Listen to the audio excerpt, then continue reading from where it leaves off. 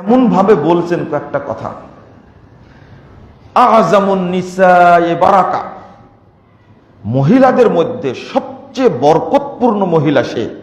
মানে মহিলা বরকতপূর্ণ, দেখছেন, মহিলা বরকতপূর্ণ।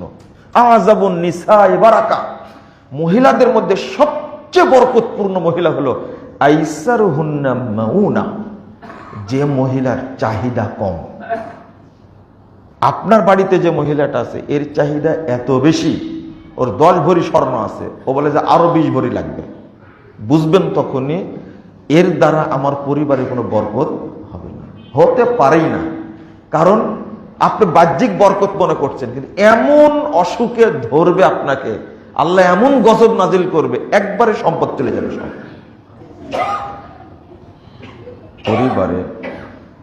পরিবারে ইসলামী অনুশাসন, এই বিষয়টা নিয়ে খুতবায় আলোচনা করব ইনশাআল্লাহ। ওয়া তাওফীকি ইল্লা বিল্লাহ, আলাইহি তাওয়াক্কালতু ওয়া ইলাইহি উনীব। পরিবারে কি কি কর্মসূচি আমরা বাস্তবায়ন করব, কারণ সমাজ গঠনের মূল কারিগর হলো পরিবার, আর পরিবারের সদস্যরাই সমাজ, দেশ, জাতির কর্ণধার হয়ে গড়ে ওঠে। অতএব মূল জায়গাটাই এটাকে যদি সংস্কার করা যায় তো আমাদের সর্ব সেক্টর, প্রতিটি ক্ষেত্র সুন্দরভাবে গড়ে উঠবে ইনশাআল্লাহ। আল্লাহ রাব্বুল আলামিন বলছেন, ইয়া আইয়ুহাল্লাযীনা আমানু, হে ঈমানদারগণ, কু আনফুসাকুম ওয়া আহলিকুম, তোমরা তোমাদেরকে বাঁচাও, তোমাদের পরিবারকে বাঁচাও, নারা, জাহান্নামের আগুন থেকে। সূরা তহা 132 নম্বর আয়াতে আল্লাহ বলছেন, দেখেন, আপনাকে একা বলছেন না, সাথে আপনার পরিবারকেও বলছেন, ওয়া'মুর আহলাকা বিস-সালাহ, তুমি তোমার পরিবারকে সালাতের নির্দেশ দাও, ওয়াসতাবির আলাইহা, আর তুমি নিজেও তার উপরে যত্নবান হও, প্রতিষ্ঠিত থাকো। আগের আয়াতের অর্থ হলো, সাহাবীরা এই আয়াতের অর্থ করতেন, কু আনফুসাকুম ওয়া আহলিকুম নারা, অর্থাৎ আউসু আনফুসাকুম ওয়া আহলিকুম বিতাকওয়াল্লাহ, তোমরা তোমাদেরকে, পরিবারকে তাকওয়ার নসিহত করো, ওয়াদ্দিবুহুম, এবং তাদেরকে আদব শিক্ষা দান করো। তাহলে এখানে দুইটা জিনিস আসলো। একটা হলো, আমি আমার পরিবারের সদস্যদেরকে প্রথম যে কথাটা বলবো সেটা হলো, বাবা, আল্লাহকে ভয় করো। প্রথম আল্লাহকে ভয় করো, অন্য কারো ভয় দেখানো যাবে না। এই যে আল্লাহকে ভয় করো, ইত্তাকিল্লাহ, আল্লাহকে ভয় করো, আল্লাহর নামটা তাকে যদি কানে দেওয়া যায়, এই নামের যে প্রভাব, এটা আপনি কল্পনাও করতে পারবেন না, প্রভাব এত বেশি। 2 নম্বর বলবেন, বাবা, মুআদ্দাব হতে হবে, অর্থাৎ ভদ্র হতে হবে, উশৃঙ্খল হওয়া যাবে না, আদব, শিষ্টাচার শিখতে হবে, শিষ্টাচারকে নিজের জীবনে আবশ্যক করে নিতে হবে। শিষ্টাচারের চেয়ে, আদবের চেয়ে অধিক উত্তম, শ্রেষ্ঠ নিয়ামত, সম্পদ মানুষের জন্য আর কিছু নেই। সবচেয়ে বড় সম্পদ হলো মানুষের জীবনে চরিত্র, চরিত্রবান হতে হবে। আমি এখানে কয়েকটি হাদিস পেশ করব, দলিল পেশ করব। একটা হলো, আপনি যে তাকে আল্লাহর নামটি বলবেন, এর পাওয়ার কত। রাসূল সাল্লাল্লাহু আলাইহি সাল্লাম একদিন একজন সাহাবীকে তার পিছনে বসিয়ে গাধার পিঠে চড়ে যাচ্ছিলেন। হাদিসটি বর্ণিত হয়েছে 4982 নম্বর হাদিস, আবু দাউদের মধ্যে এসেছে। তো গাধার পিঠে উঠে চলতে গিয়ে গাধা হোঁচট খেয়েছে। হোঁচট খাওয়া মাত্রই সাহাবী পিছন থেকে বলছে, আবু তামিম আল জুহাইনি, তিনি বলছেন তাইসাল শয়তান, শয়তান ধ্বংস হোক, শয়তান ধ্বংস হোক, এই কথা বলেছেন। তখন রাসূল সাল্লাল্লাহু আলাইহি ওয়াসাল্লাম বলছেন লা তাকুল তাইসা শয়তান, তুমি বলো না শয়তান ধ্বংস হোক। ইদা তাকুল তাইসা শয়তান ইয়াতাফাখারু ইয়াতাআযামু হাত্তা ইয়াকুনা মিসলাল জাবাল, এই কথা বললে শয়তান অহংকারে বড় হতে হতে বিশাল পাহাড়ের মতো হয়ে যায়। একটা শয়তান কত বড় হয়, আল্লাহ রাসূল বলছেন তুমি যদি বলো যে শয়তান করলো, তাহলে শয়তানটা অহংকারে বড় হতে হতে, আরেকটা হাদিস আছে মিসলাল বাইত, বিল্ডিং এর মতো হয়ে যায়। একটা পাহাড় কত বড়, বিভিন্ন হাদিসে উহুদ পাহাড়ের মত উদাহরণ দিয়েছেন রাসূল সাল্লাল্লাহু আলাইহি ওয়াসাল্লাম। আপাতত আপনার উহুদ পাহাড় ধরেন, একটা উহুদ পাহাড় কত বড় হতে পারে, একটা শয়তান এত বড় হয়। রাসূল সাল্লাল্লাহু আলাইহি ওয়াসাল্লাম বলছেন এবার ইদা তাকুল বিসমিল্লাহ, তুমি এই সময়ে যদি খালি বিসমিল্লাহ বলো, আল্লাহর নামে শুধু বিসমিল্লাহ যদি বলো, তাহলে হাত্তা ইয়াকুনা মিসলাল দুবাব, বিসমিল্লাহ বলা মাত্রই ইবলিশ শয়তান একবারে মশার মতো ছোট হয়ে যাবে। আপনারা কি বুঝলেন আল্লাহর নামের পাওয়ারটা কি পরিমাণ? আল্লাহর নাম পাওয়ারটা কি পরিমাণ পাওয়ার। এই জন্য বাচ্চাদেরকে ছোট থেকে একটা দোয়া পড়তে হয়, যেটা ইব্রাহিম আলাইহিস সালাতু ওয়াস সালাম পড়েছেন, আউযু বিকালিমাতিল্লাহি তাম্মাতি মিন কুল্লি শাইতানিন হাম্মা ওয়া মিন কুল্লি আইনিন নাম্মা। রাসূল সাল্লাল্লাহু আলাইহি ওয়াসাল্লাম হাসান হোসেনকে মাথায় হাত দিয়ে এই দোয়া পড়ে ফু দিচ্ছেন, আর তিনি বলছেন আমার বাপ, আমার আব্বা ইব্রাহিম আলাইহিস সালাতু ওয়াস সালাম ইসমাইল এবং ইসহাককে এই দোয়াটি পড়ে ফু দিতেন। আপনি ভেবে দেখেন এই দোয়াটার পাওয়ার কত। আমাদের সন্তানরা কেন নষ্ট হয়ে যায়, এর পিছনে কয়েকটা কারণ বলবো। যেগুলো শিক্ষা দিতে হয় এগুলো দেই না, আরো কিছু কারণ আছে। আমাদের ছেলে হয় মদখোর, আমাদের বাচ্চারা হয় তাড়িখোর, সন্ত্রাসী, মাকে ধরে মারে, বাপকে ধরে মারে, নিজে বিভিন্ন মেয়েদের সাথে চলাফেরা করে, নাউজুবিল্লাহ। পিতামাতা লজ্জিত, অপমানিত। এর পিছনে কারণ আছে। কারণটা হলো, 1 নম্বর কারণ, আপনি এবং আমি এই দুইজনের ত্রুটি আছে। আমার ওয়াইফ এবং আপনার ওয়াইফের সমস্যা আছে। কেন? মূল বাড়িতে যাকে নিয়ে আসবেন আপনি, যারা নিয়ে আসছেন তাদের জন্য আর কি নসিহত, তবে যারা এখনো বিয়ে করেননি তাদের জন্য আমার এই আলোচনাটা খুব কাজে লাগবে অবশ্যই। কেন জানেন? ওই বাড়ির মহিলাটাই হলো আপনার সংসারের, আপনার পরিবারের, আপনার ব্যবসার বরকতের মূল ভান্ডার, মূল খনি। পুরুষের মধ্যে কোনো বরকত নাই। আমরা কোরআন হাদিস পড়ে পাই না যে পুরুষের মধ্যে বরকত আছে। যে মেয়েটাকে আপনি নিয়ে আসবেন তার মধ্যে কি পরিমাণ বরকত, বরকত নাই বলেই ছেলেটা বিপথে গেছে। আপনি কতটা কারণ নেবেন? একটা মা বাচ্চা জন্ম দিলেই সে বড় কিছু হয়ে গেলে এমনটা না, বরং বাচ্চাটা সঠিকভাবে মানুষ হয়েছে কিনা এটা যখন দেখবেন, তখন দেখবেন যে পরিবারটা সফল পরিবার। যে সন্তান মাকে মারে, বাপকে মারে, মায়ের খোঁজ রাখে না, বাপের খোঁজ রাখে না, এই সন্তান কেমনে ভালো হলো? 2টা বিষয়। একটা হলো, যখন আপনি নির্বাচন করবেন তখন দেখবেন এটা বরকতপূর্ণ হবে কিনা।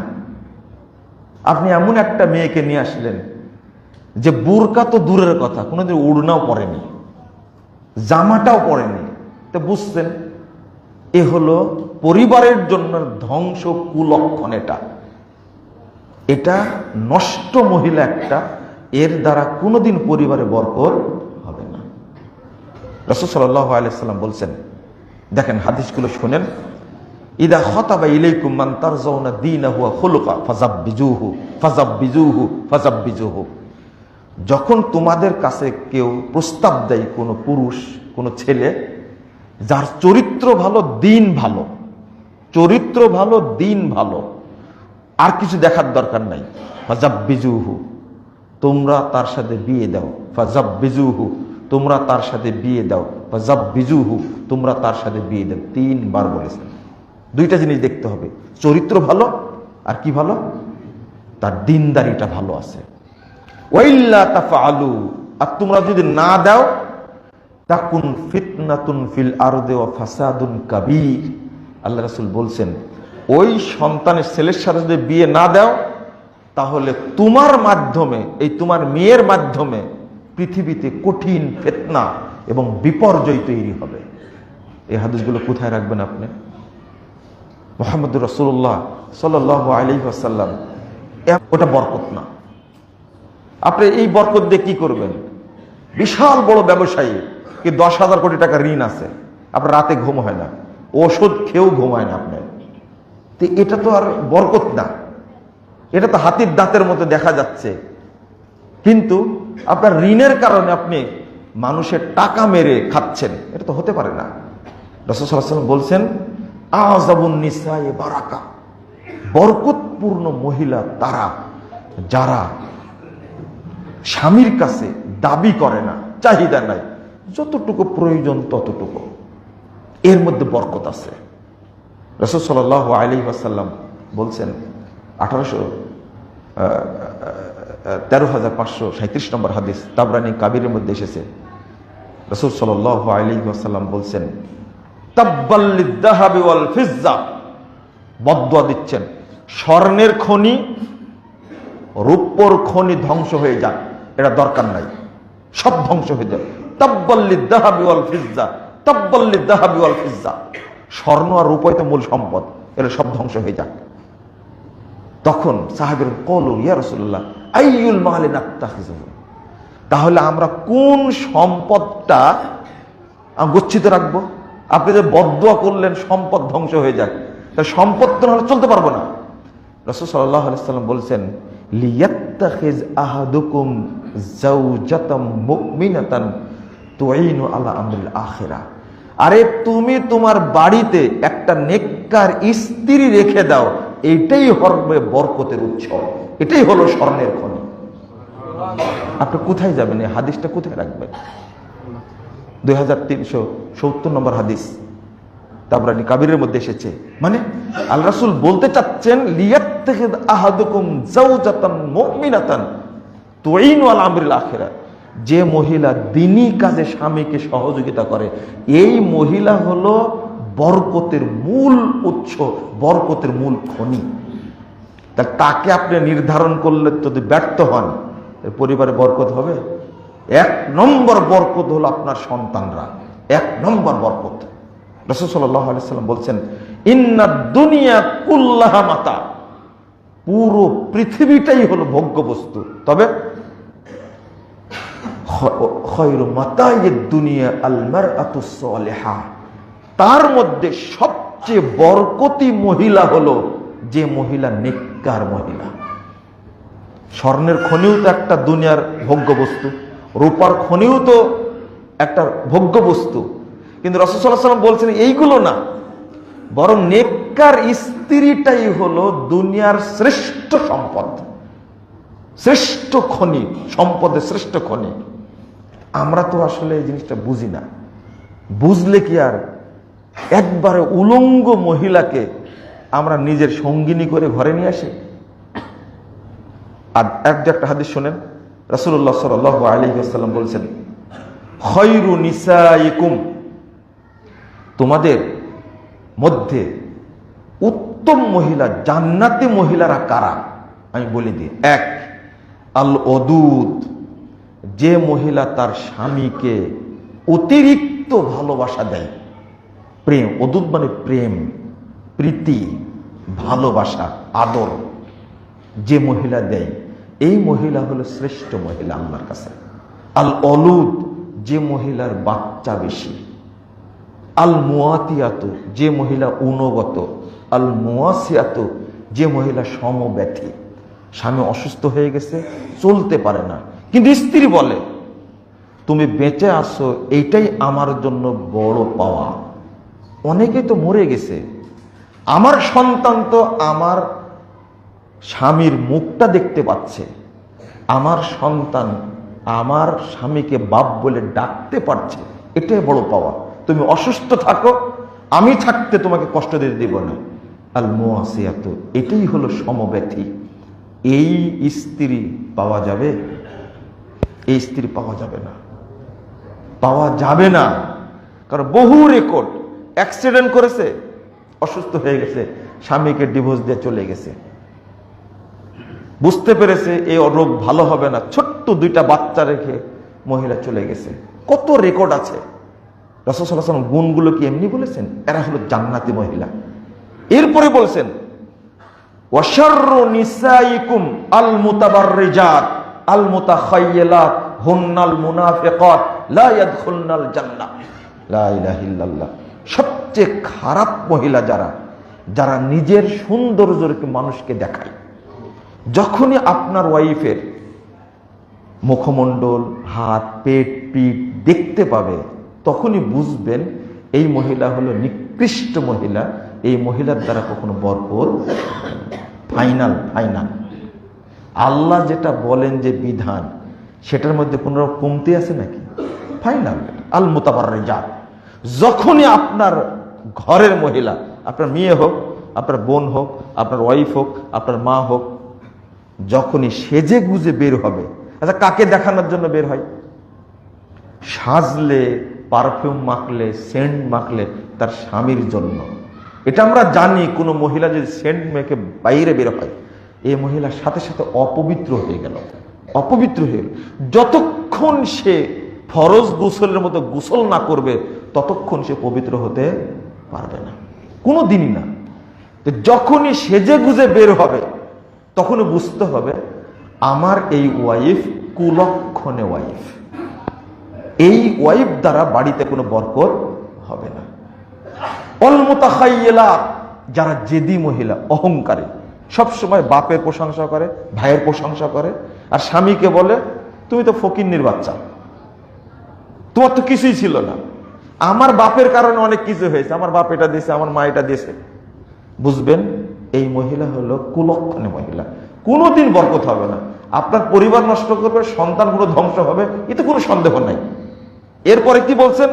হুন্নাল মুনাফিকাত, এরা হলো মুনাফিক মহিলা। লা ইয়াদখুলনাল জান্নাহ, এরা জান্নাতে যাবে না। এবারে সোজা সুজি কথা, পরিষ্কার কথা। একই হাদিসের মধ্যে দুইটা কথা বলছেন, আপনি নিজেই খুঁজে দেখেন। রাসূল সাল্লাল্লাহু আলাইহি ওয়াসাল্লাম বলছেন জটিল কথা, মিন সাদাতি ইবনে আদম সালাসা, আদম সন্তানের বরকতের প্রতীক, সৌভাগ্যের প্রতীক তিনটা।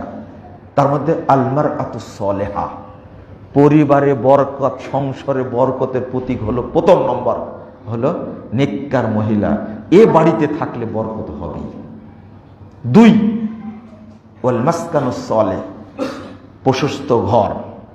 ওয়াল মারকাবুল হানি, আর আরামদায়ক বাহন। অনেকের গাড়ি নাই, অনেকে ভালো বাড়ি নাই, কিন্তু স্ত্রী অনেকেরই আছে, তাই না? এই জন্য এক নম্বরে বলেছে স্ত্রী কথা। যদি নেককার স্ত্রী হয়, তাহলে বুঝতে হবে কপাল আলার কপাল। একটা কথা বলে না, কপাল আলার। আপনারা বলেন একটা, আমরা বলি আর একটা। আপনারা বলেন যার কাজের মেয়েটা ভালো পেয়েছে, ড্রাইভার ভালো পেয়েছে, এর কপালটাই ভালো। কারণ সাধারণত দুইটা মানুষ ভালো পাওয়া যায় না। কিন্তু আমি বলি যে নেককার স্ত্রী পেয়েছে, এই লোকটি মূলত কপালওয়ালা মানুষ। এই হাদিস প্রমাণ করেছে। আলমারআতুস সালেহা, তারপরে কি বলছেন? অমিন শিকাওয়াতি ইবনে আদম, আদম সন্তানের দুর্ভাগ্যের প্রতীক হলো আল মারআতুস সু, নিকৃষ্ট মহিলা, কুলক্ষণে মহিলা হলো পরিবারের জন্য ধ্বংস। এ বাসায় থাকলে কোনোদিন বরকত হবে না।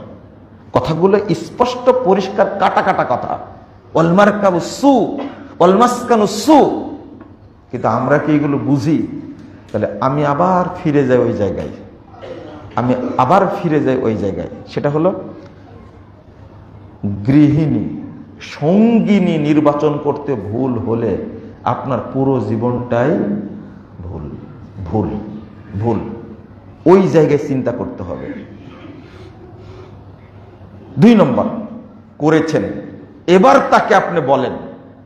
1 নম্বর নীতি, আল্লাহ রাব্বুল আলামিন বলেছেন মিন আয়াতিহি আন খালাকাকুম লাকুম আনফুসাকুম আজওয়াজা লিতাসকুনু ইলাইহা। আল্লাহ বলছেন আল্লাহর নিদর্শন সমূহের মধ্যে অন্যতম নিদর্শন, একটা নিদর্শন, আপনার স্ত্রী কিন্তু যখন বিয়ে করলেন ওর সাথে সাথে একটা নিদর্শন হয়ে গেল। বুঝলেন না মনে হয়? কাবা একটা নিদর্শন, বুঝছেন কিনা জানি না। কাবা আল্লাহর কি নিদর্শন, মাকাম ইব্রাহিম আল্লাহর নিদর্শন, হাজরে আসওয়াদ আল্লাহর নিদর্শন, জমজম পানি এটা হলো আল্লাহর নিদর্শন, কুরবানি আল্লাহর নিদর্শন। ঠিক আপনার ওয়াইফকে আল্লাহ রাব্বুল আলামিন বলছেন এটা একটা আল্লাহর নিদর্শন। আল্লাহ তৈরি করেছেন কেন? লিতাসকুনু ইলাইহা, যেন তোমরা তার কাছে গিয়ে প্রশান্তি পাও, তৃপ্তি পাও, তোমরা যেন ভালোবাসা পাও। যখনই দেখবেন বাড়িতে কোনো স্বামী তৃপ্তি পাচ্ছে না, ও সবসময় অফিসে থাকতে চায়, চাষটুলে থাকতে চায়, বাহিরে থাকতে চায়, আড্ডা দিতে চায়, বাড়িতে গেলে ক্যাস ক্যাস করবে, ঝামেলা, শান্তি নাই বাড়িতে, তখন বুঝবেন এ হলো কুলক্ষণে মহিলা, এর দ্বারা কোনোদিন বাড়িতে বরকত হবে না। একটা সূত্র বলে দিলাম, এটা কোরআনের আয়াত। যেদিন, আমি মা বোনদেরকে বলবো, যেদিন আপনার স্বামী মনে করবে বাড়িটাই আমার সবকিছু, ছটফট করে বাড়িতে আসার জন্য, বাড়িতে অন্তত বরকতপূর্ণ মহিলা আছে, আমি তার কাছে যাব, তখন বুঝবেন যে আমার স্বামী আমার প্রতি সন্তুষ্ট আছে। আর যদি না থাকে তাহলে বুঝবেন আমার দ্বারা বাড়ির কোনো কল্যাণ হবে না। অবশ্য আমার বক্তব্যগুলো শুনলে মহিলারা অতটা নিতে পারে না। আমি হাদিস অনুবাদ করি, স্রোত যে আলাদার দিকে, স্রোত এখন চাচ্ছি বাংলাদেশি মুখী হোক, কিন্তু বাংলার কিছু মানুষ চাচ্ছে ভারতমুখী হোক, তাই না? সমস্যা তো এই জায়গায়। আল্লাহ যেন আমাদের বুঝার তৌফিক দান করেন, আমিন। এবার চলেন, আমি যে আলোচনা শুরু করেছিলাম, 1 নম্বর, সন্তানকে কার ভয় দেখাবেন?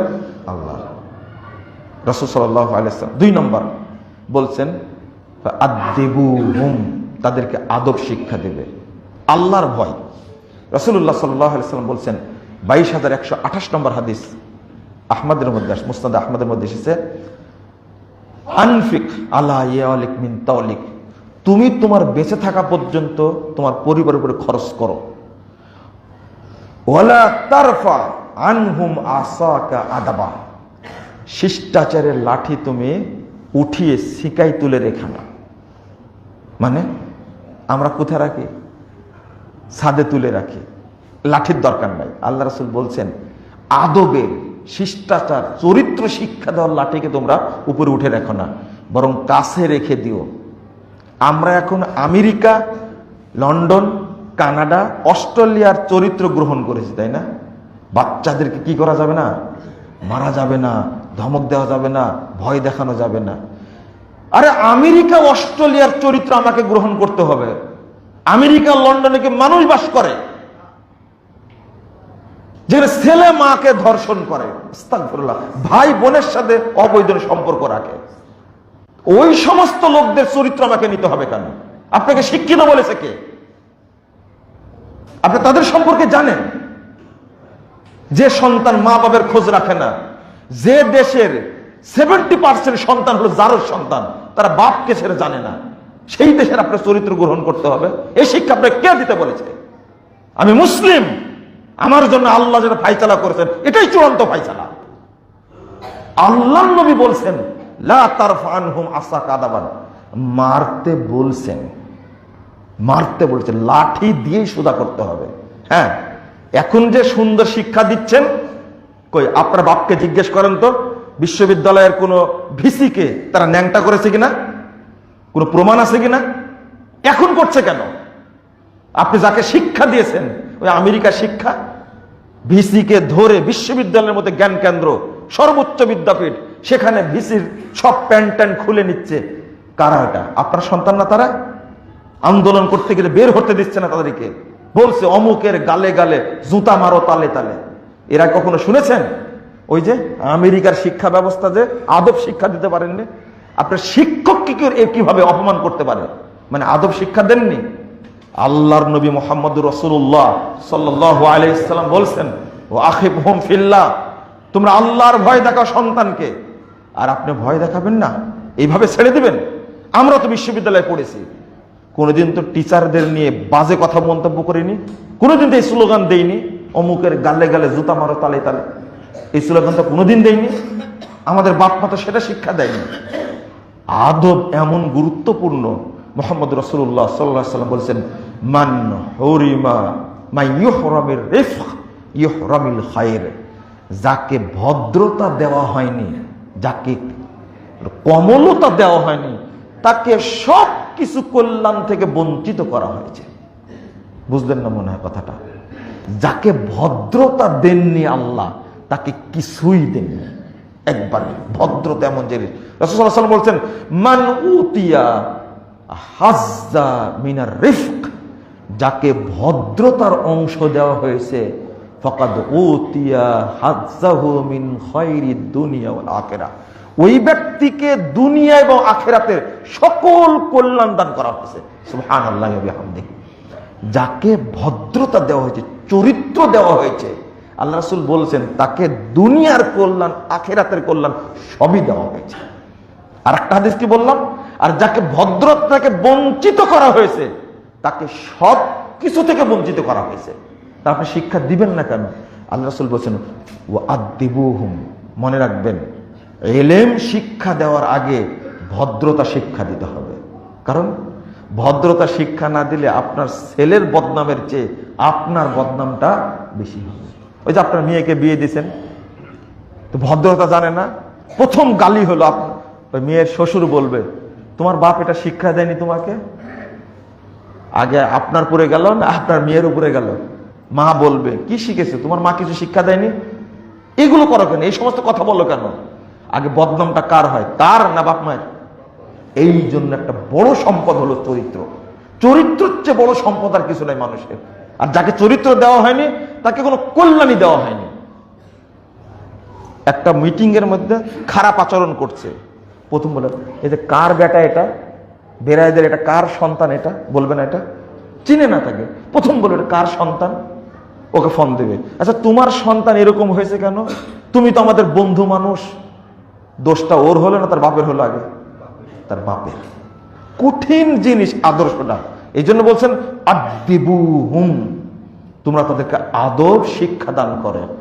শুধু আপনার সন্তান না, রাসূল সাল্লাল্লাহু আলাইহি ওয়াসাল্লাম বলছেন আপনার বাড়িতে চাকর যে আছে, ড্রাইভার যে আছে, কাজের মেয়েটা আছে, আল্লাহ রাসূল বলছেন ফাআদ্দাবাহা আদ্দাবাহা ফাআহসানা তা'দীবাহা ওয়া আল্লামাহা ফাআহসানা তা'লিমাহা, তাকেও আদব শিক্ষা দিতে বলেছেন, তাকে ভদ্রতা শিক্ষা দাও।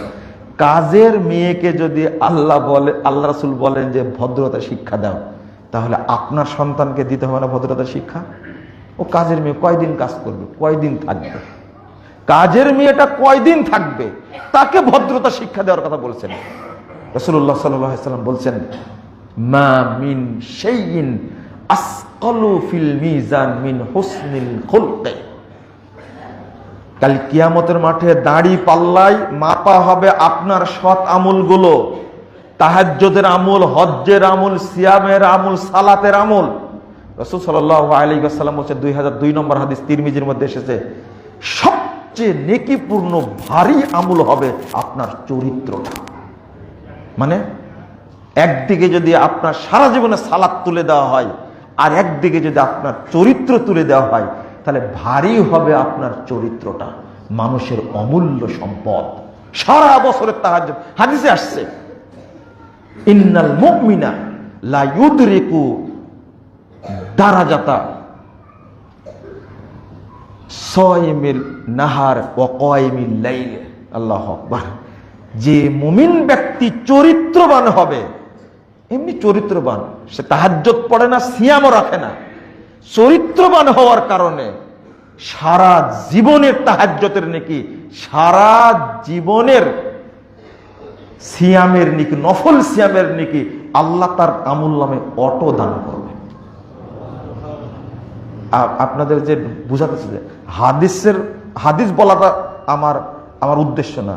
আমার উদ্দেশ্য হলো চরিত্র কত দামি, শরীয়ত চরিত্রকে কত দাম দিয়েছে। আপনার সাথে চললেই বোঝা যায় সারাদিন বক বক করেন, মানে আপনার মধ্যে ভদ্রতা নাই।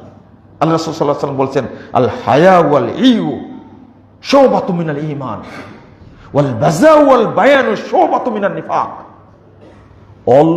লজ্জা এবং অল্প কথা, লজ্জা এবং অল্প কথা যে বলে, যার লজ্জা আছে, এই ব্যক্তি মুমিন। 2027 নম্বর হাদিস তিরমিজির মধ্যে এসেছে। আরেকটা ওয়াল বাযা ওয়াল বায়ান শুবাতুম মিনান নিফাক, যে মুখ দিয়ে খারাপ ভাষা প্রয়োগ করে এ হলো মুনাফিক। আর যে বক বক করে, বকতেই থাকে সারাদিন, সে কি? মুনাফিক। মানে বুঝলেন না? খারাপ ভাষা ব্যবহার করেন, আপনি দোকানের ছেলেটার সাথে খারাপ ভাষা ব্যবহার করেন, দেখতে সুন্দর আপনি, কিন্তু আপনার মুখটা খারাপ।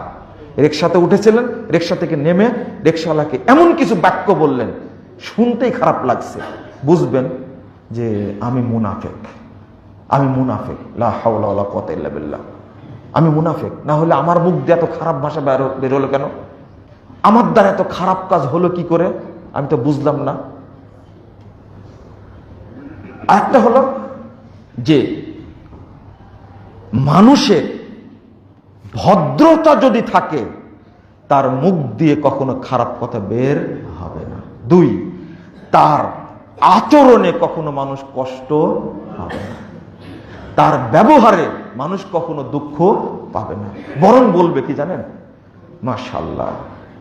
আসলে দোয়া মানুষের কাছে চাওয়া লাগে না, দোয়া মানুষের কাছে চাওয়া লাগে না, অটো দোয়া বের হয়। হাদিসটা কি? লোকটা এইরকম, আমি তো জানতাম না, আলহামদুলিল্লাহ। এইটাই কিন্তু তার জন্য কি? দোয়া। ওই যে আল্লাহ রাসূল বলছেন, আফজালুদ যিকরি লা ইলাহা ইল্লাল্লাহ ওয়া আফজালুদ দুআয়ে আলহামদুলিল্লাহ। আপনার বাড়িতে গেলাম, সুন্দর আচরণ করলেন, বেরিয়ে মনে মনে ভাবছে আলহামদুলিল্লাহ, লোকটা এইরকম। এই যে আলহামদুলিল্লাহ নেকিটা কে পাবে? ওই লোকটা পাবে। এই যে অন্তর থেকে বের হওয়া, যেটা আপনার ব্যবহার দেখলে ওই লোকটা অন্তর থেকে বলবে মাশাআল্লাহ, লোকটা এত সুন্দর কথা বললেন, এত ভালো ব্যবহার করলেন, আমি তো চিন্তাই করতে পারি না। অথচ লোকটা সম্পর্কে কত গীবত করি, কত গালি দিই, কিন্তু সাক্ষাতে মানুষটা আমার সাথে এত ভালো আচরণ করলেন, শত্রু বন্ধু হয়ে গেছে, শত্রু বন্ধু হয়ে গেছে। এই জন্য শ্রেষ্ঠ আদর্শের প্রতীক ছিলেন মুহাম্মদুর রাসূলুল্লাহ সাল্লাল্লাহু আলাইহি ওয়াসাল্লাম। আপনি ওই নবীর উম্মত, আপনার চরিত্র এত খারাপ হবে কেন? আমি ছোট ছোট করে 2টা কথা বলবো। সেটা হলো ওয়া'মুর আহলাকা বিস-সালাহ ওয়াসতাবির আলাইহা। তুমি তোমার পরিবারকে সালাতের নির্দেশ দাও। 3 নম্বরে আসলো কি? সালাত। আপনারা জানেন, ইলম শিক্ষার আগে আগে আদব শিখতে হয়। কারণ বহু মানুষ আছে শিক্ষিত, আপনি যান বিভিন্ন সেক্টরে চাকরি করে, শিক্ষিত মানুষ, এমনকি বিসিএস ক্যাডার পর্যন্ত, অফিসার, সচিব, বিচারপতি পর্যন্ত, এই লোকগুলোর মুখ কিন্তু খুবই খারাপ। আপনি বুঝবেন না, কিন্তু তার ড্রাইভারকে জিজ্ঞেস করবেন।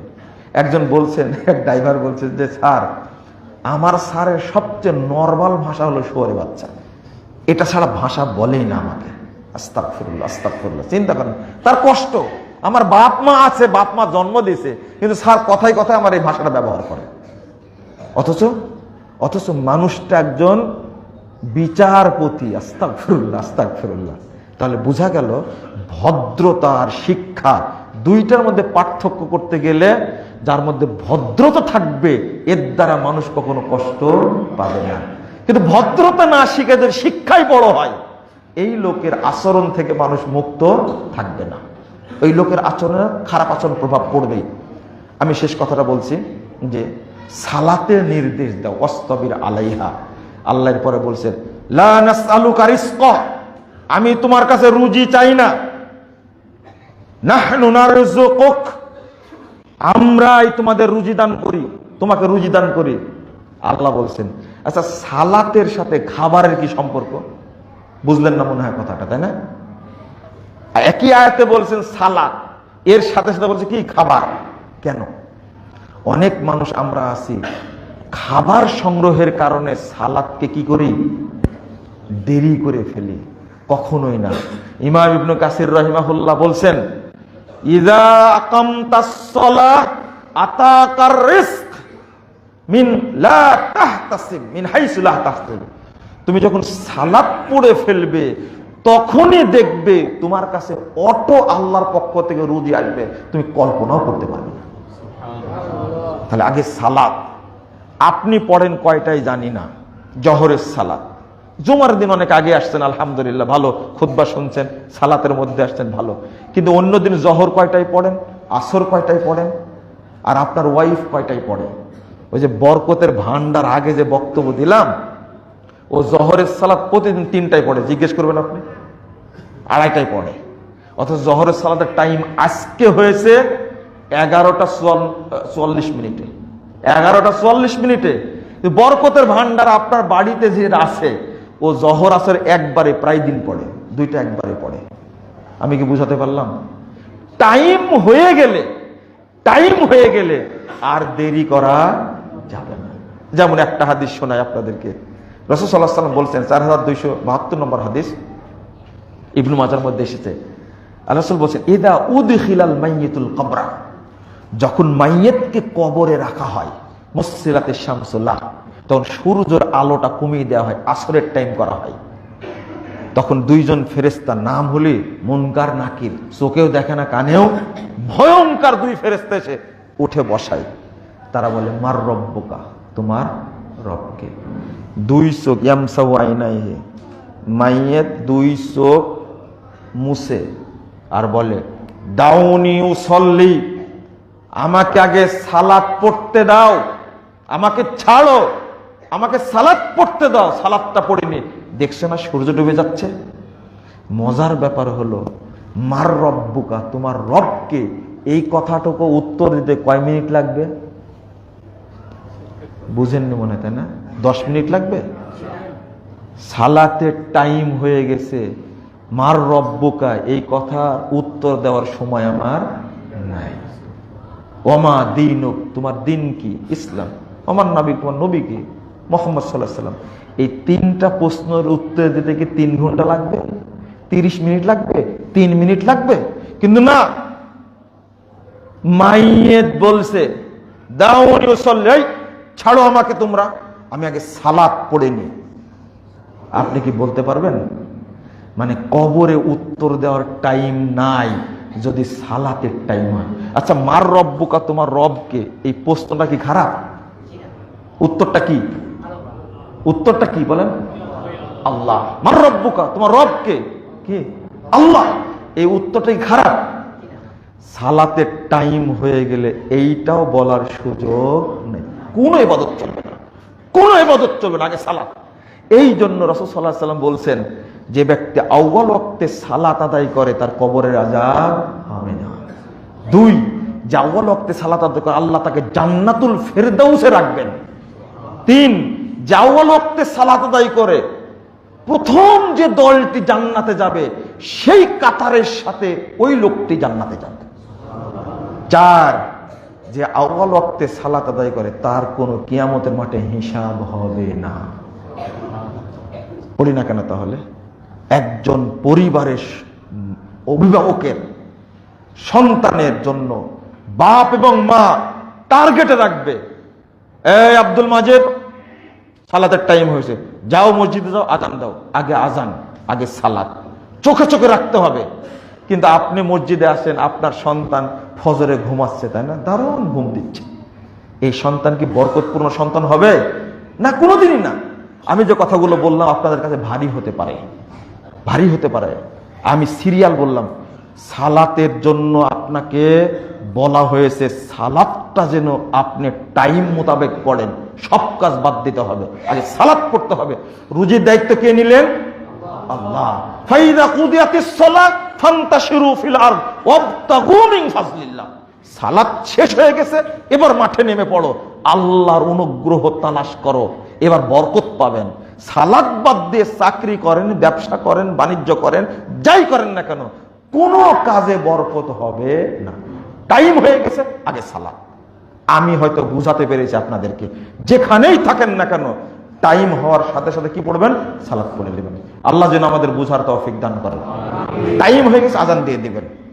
আমি অনেক কথা বলে ফেলেছি আপনাদেরকে, আপনারা এখানে খুব মনোযোগ দিয়ে খুতবা শোনেন, এই জন্য বেশি ভালো লাগে। এই জন্য যত আগ্রহের সাথে এখানে কথা বলি, অন্য মসজিদে আমি এত আগ্রহের সাথে কথা বলতে পারি না।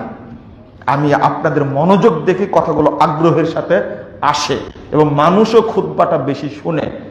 দোয়া করবেন আল্লাহ যেন এই আলোচনা কবুল করেন, বাংলাদেশের মানুষকে যেন আল্লাহ সংশোধন হওয়ার তৌফিক দান করেন, পরিবারে যেন আমাদের কোনো কুসন্তান যেন না থাকে, আমাদের পরিবারটা যেন সালাতের পরিবার হয়, কারণ আমরা পরিবার সহ জান্নাতে যেতে চাই। আল্লাহ যেন কবুল করেন, আমিন। কারণ কোন ব্যক্তি যদি থাকে পরিবারে বেনামাজি, তাহলে এ কাফের, এর সাথে আমার হাসর নাসর হবে না। কাফের, তার জানাজাও চলবে না, তার দাফনও চলবে না, তার কাফনও চলবে না, তার গোসলও চলবে না। অতএব এই ধরনের লোক যেন আমার পরিবারে না থাকে, আল্লাহ তুমি কবুল করো, আমিন। বারাকাল্লাহু ফিকুম ওয়া জাযাকুমুল্লাহ খাইরান।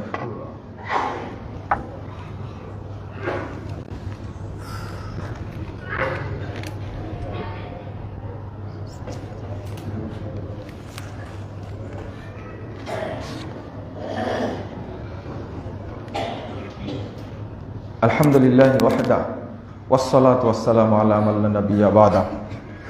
সম্মানিত মুসল্লিবৃন্দ, আপনাদের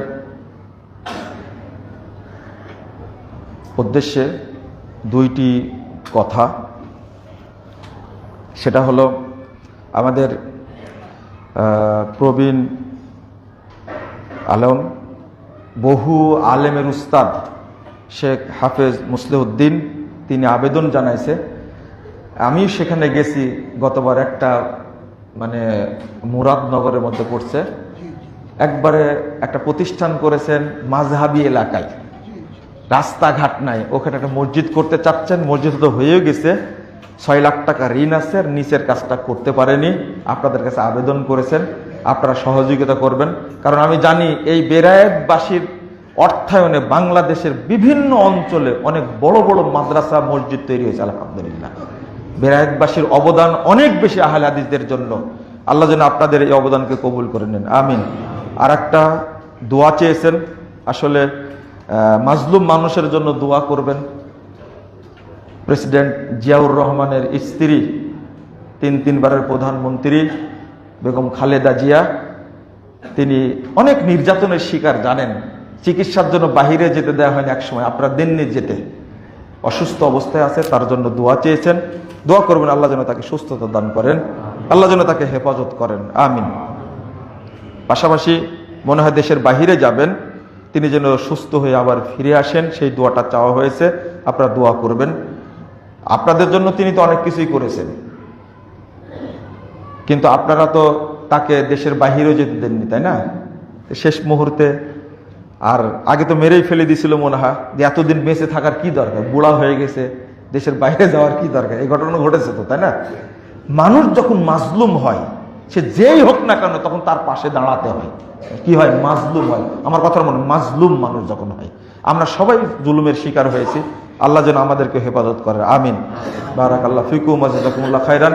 আমি শেষে আপনাদের প্রতি দোয়া করছি, কৃতজ্ঞতা প্রকাশ করছি যে আপনারা আমাকে আহ্বান করেছেন খুতবার জন্য। গতদিনে বলতে পারিনি, আজকে বলে দিলাম। আল্লাহ রাব্বুল আলামিন যেন এই চীন আদিবাসীকে